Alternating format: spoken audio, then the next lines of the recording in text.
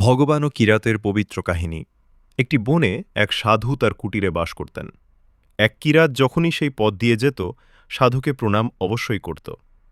একদিন কিরাত সাধুকে জিজ্ঞাসা করল, বাবা, আমি তো হরিণ শিকার করি, কিন্তু আপনি এই বনে কার শিকার করার জন্য বসে আছেন? সাধু উত্তর দিলেন, আমি শ্রীকৃষ্ণের শিকার করার জন্য বসে আছি। এই কথা বলেই তিনি অঝরে কাঁদতে শুরু করলেন। কিরাত অবাক হয়ে বলল, আরে বাবা, আপনি কাঁদছেন কেন? আমাকে বলুন, সে দেখতে কেমন? আমি তাকে ধরে নিয়ে আসব।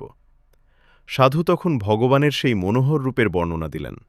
তার গায়ের রং শ্যামল, মাথায় ময়ূরের পালক এবং হাতে বাঁশি। কিরাত প্রতিজ্ঞা করল, বাবা, যতক্ষণ না আপনার শিকার ধরে আনছি, ততক্ষণ আমি জল স্পর্শ করব না। কিরাতের প্রতীক্ষা ও ভগবানের কৃপা, কিরাত বনে গিয়ে জাল পেতে বসে রইল। প্রতীক্ষায় ৩ দিন অতিবাহিত হল। ভক্তবৎসল ঠাকুর আর দূরে থাকতে পারলেন না। তিনি বাঁশি বাজাতে বাজাতে এলেন এবং নিজেই জালে ধরা দিলেন।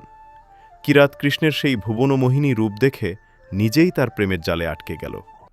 দু চোখ দিয়ে অশ্রু ঝরতে লাগল। যখন কিছুটা চেতনা ফিরল, তখন সাধুর কথা মনে পড়ল। সে চিৎকার করে বলতে লাগল, শিকার পেয়ে গেছি, শিকার পেয়ে গেছি। সে ঠাকুরের দিকে তাকিয়ে বলল, আচ্ছা বাছাধন, ৩ দিন আমাকে ক্ষুধার্ত তৃষ্ণার্ত রাখলে, আর এখন সামনে এসে আমার উপর জাদু করছ।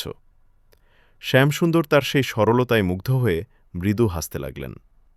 সাধু ও ভগবানের মিলন কিরাত কৃষ্ণকে শিকারের মতো কাঁধে তুলে নিয়ে সাধুর কাছে হাজির হল।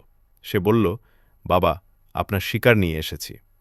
সাধু যখন দেখলেন যে কিরাতের কাঁধে স্বয়ং শ্রীকৃষ্ণ জালে বন্দী হয়ে হাসছেন, তখন তিনি বিস্ময়ে কিরাতের চরণে লুটিয়ে পড়লেন।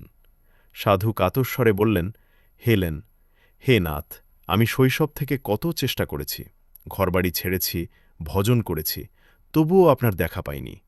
আর এই কিরাত মাত্র ৩ দিনেই আপনাকে পেয়ে গেল। ভগবান উত্তর দিলেন, তোমার প্রতি এর নিঃস্বার্থ ভক্তি এবং তোমার কথার ওপর এর দৃঢ় বিশ্বাস আমাকে মুগ্ধ করেছে। এর কাছে